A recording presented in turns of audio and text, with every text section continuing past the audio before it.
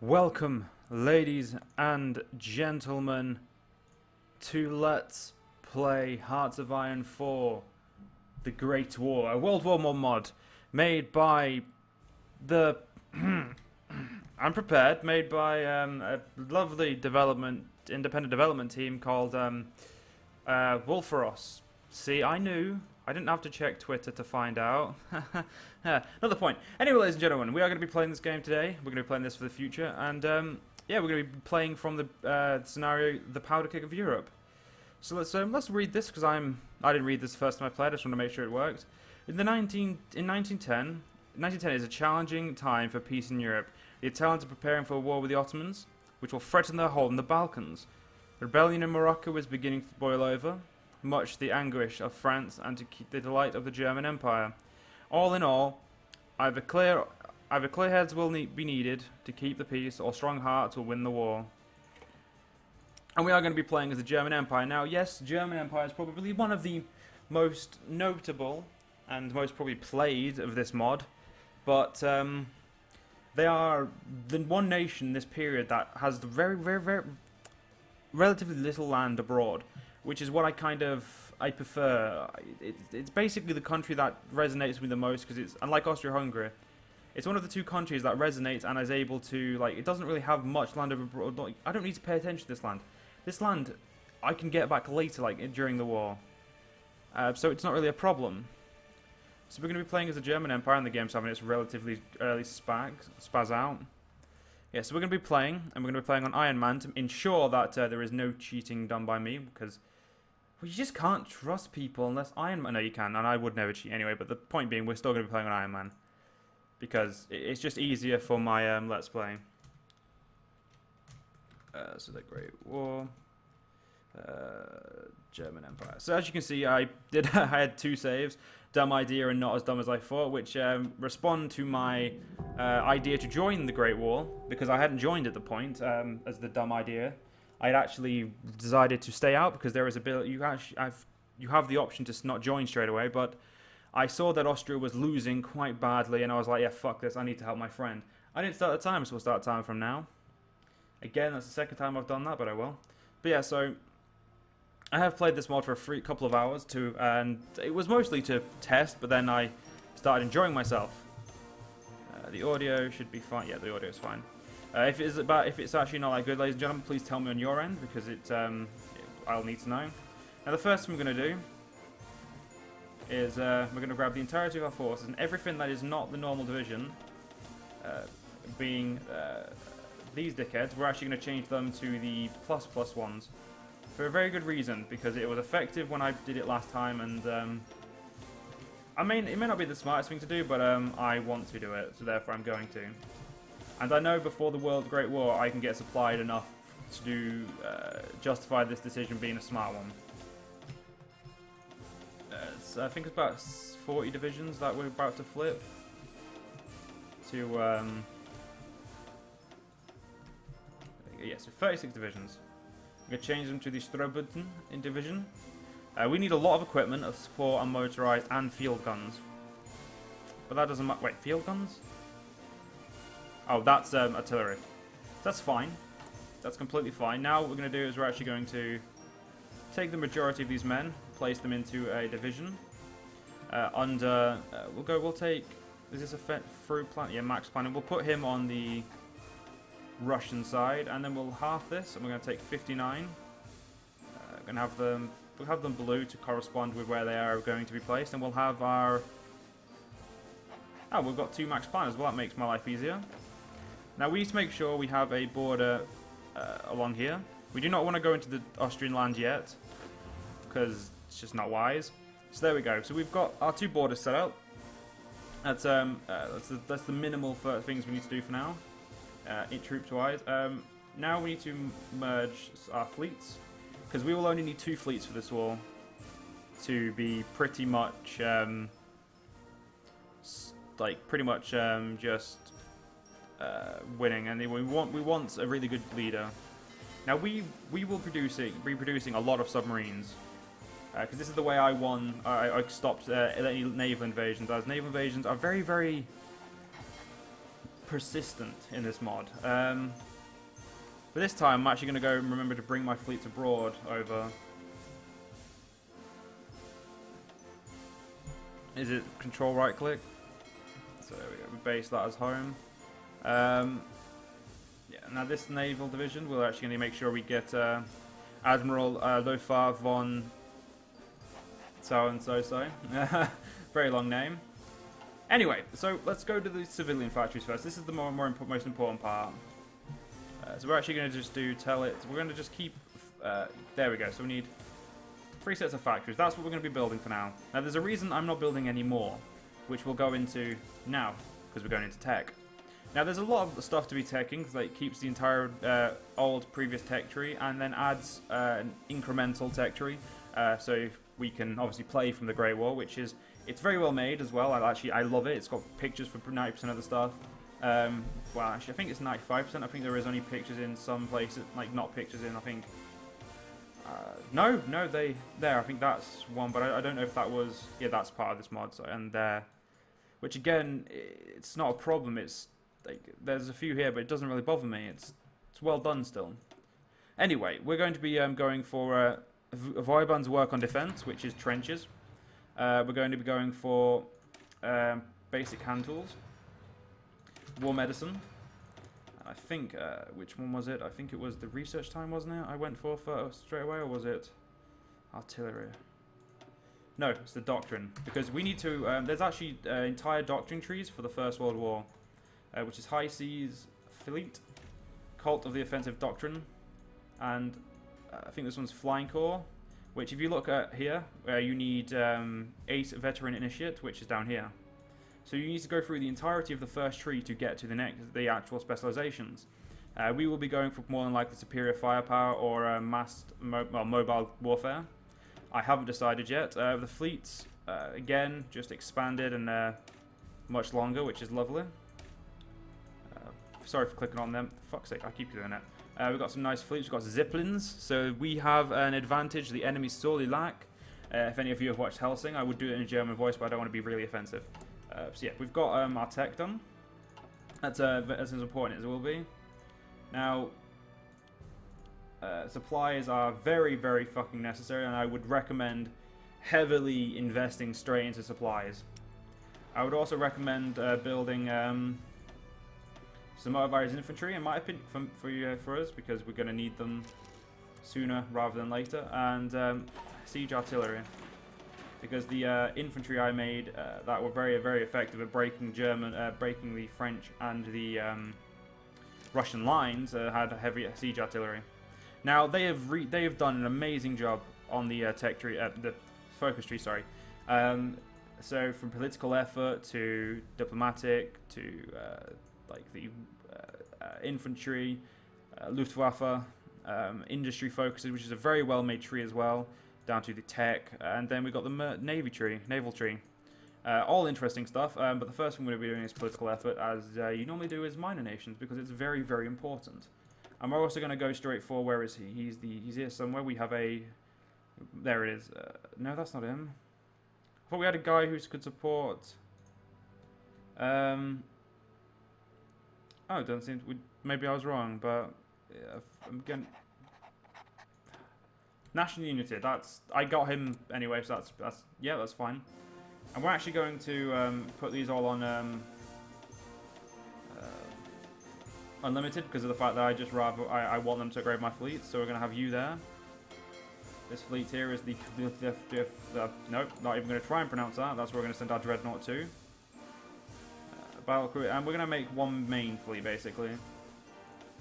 But I still want some Dreadnoughts in my other fleet, and then we're actually going to produce mostly submarines.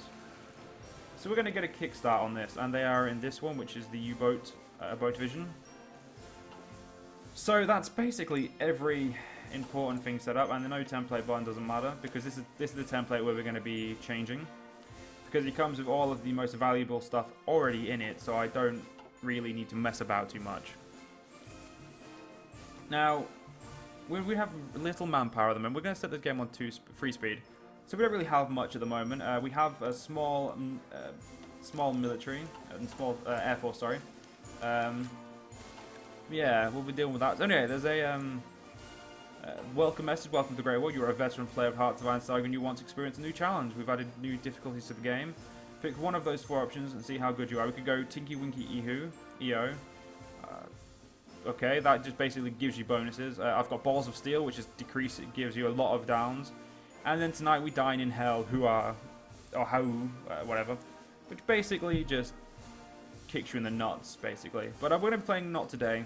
In the future, I may challenge myself and such, but for my first playthrough, I do not feel like a need to. We've got some more spare factories, which, again, we're just going to be focusing on civ factories early on, and just in the centre of our late land, until we can build some more trenches, because we need trenches. We're going to have trenches from, basically, this from Netherlands down to here, and from there down to there. And we're actually going to be focusing on upgrading and reinforcements more so than actually creating troops for now. And the death of Edward the 7th. Poor Git. Edward the 7th's life and namesake era have drawn to a close. Though in this state of grief, the new King George V has received his coronation. Time will tell if he can solve the turbulent situation in Britain that he has inherited. So Britain's got a new king. It's good for them. They have Scramble for Africa and British Stoicism. I think we also have the Scramble for Africa, but I don't intend to do shit down here. As far as I'm concerned, Africa just doesn't exist at the moment. It's not important, and what is important is preparing myself for war. Okay, so we've got a fleet here, which is 11 battle cruisers, 9 battleships, 11 cruisers, and 58 destroyers. This one is a bit more heavy on the battleship side than the battle cruisers. But again, these fleets will be perfect for what I intend them to do, which is basically just stop ships getting to my coasts while I'm in the initial phases of the war. Because this game has got a few bugs where there is a lot more naval invasions than there would have been, but I actually don't mind. I kind of embrace them and try and deal with them. And by embrace them, try and deal with them, is I put up with them because they're annoying as fuck, but I will. So we're going to be going on to 5-speed for the majority of the first couple of months of this playthrough. Because the fact that we're not going to be doing anything until about 1914, nothing interesting will happen. I will be building power and that's about it. And I will not be playing historically. That is something I want to put forward. I will be playing ahistorically. So I'm going to be focusing more on trying to win the war and make up for the failures of the German and the Austro-Hungarian Empire. So I've got a lot to do. But anyway, the Albanian revolt. The Albanians refused to submit to the Turks. A new Albanian uprising began in Kosovo. In the northern mountains, Ottoman government declared martial law and sent a military expedition. Also, ladies and gentlemen, if you guys are interested in viewing other countries from this mod, I can recommend T-Dog. Tanner, he's on my... his channel is on my main channel, so just go to the main channel and go subscribe, go watch his Russia playthrough. I have not watched it myself, but I just know that with Tanner it's going to be good, so I heavily recommend anything Tanner does. So if I was you, I'd go watch that. South African independence. South Africa came into being on the 31st of May 1910. With the unification of the previously separated colonies of the Cape Natal, Transvaal, and the Orange Free State, the Union of South Africa was founded as a dominion of the British Republic. Oh, British Empire, sorry. Yeah, it would be the British Empire at this point. Now, once this political effort is done, we are probably going to go straight to militarism, because we need the extra manpower. Then we're going to go down through New Triple Alliance to send German advisors. And then we need to get down to here. Like, as much as I want to do these, doing the other ones over here are a bit more important for now, because we can build all the other stuff. The other stuff is just cheaper tech and whatnot. It's useful, but it can be done without. Like, I can deal with it. And here we go. We've now got some more ships in this fleet. We could just merge these into one fleet, but I like the flexibility of having 2 big fleets instead of 1. Also, we'll be having loads and loads of submarines, which is going to be amazing. So I look forward to that. I do need to make sure I upgrade my fleet this time. I didn't do so in the playthrough I did. There we go. Political effort is done. We're going to reinforce the Kaiser's authority. Because, yeah, I don't want to have to wait 6 years to do this and then go down the communist route. Because I don't really like these routes. This is technically avoiding a complete Great War for us. Like we would not be, there would be no reason for us to do it. But no, we're going to reinforce the Kaiser. I didn't actually read the political effort. There wasn't anything. Anyway, so we're going to be reading these. Sein Majest the Kaiser. Wow, fuck me. I am not good. Sein Majest. I apologize for ruining your language, Germans. The Kaiser might be a very political and powerful man, but he is still severely old constitutional checks in place.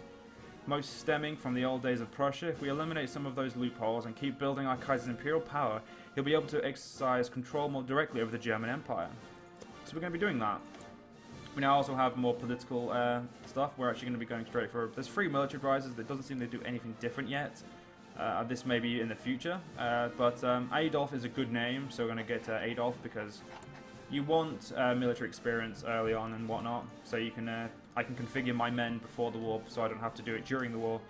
Which at times is not going to be as effective or it's going to be more annoying.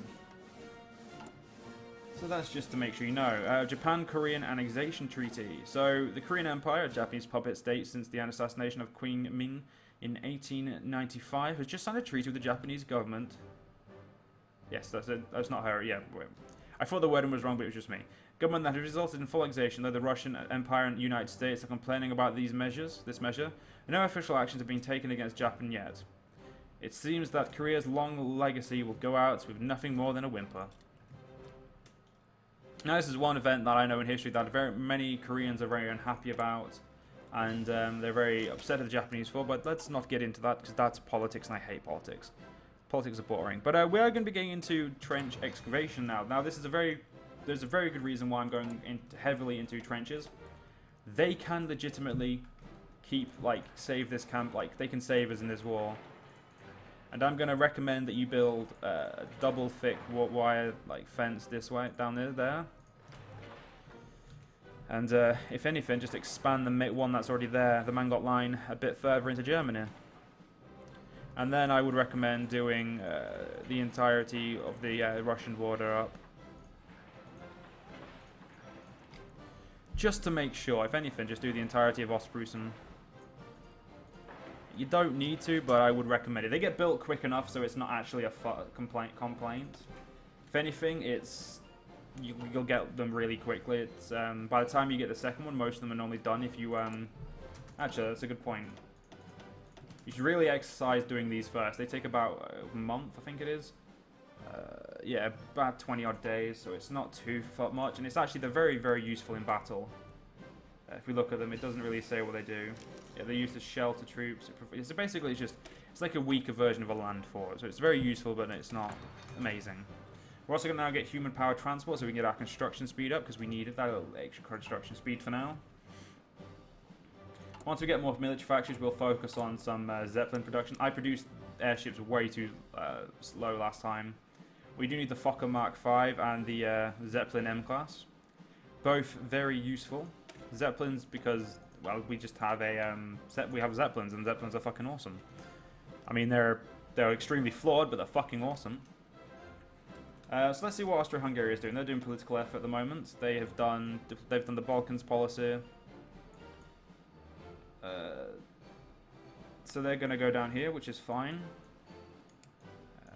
They've done other stuff, I suppose, which is fine. It's not really my business.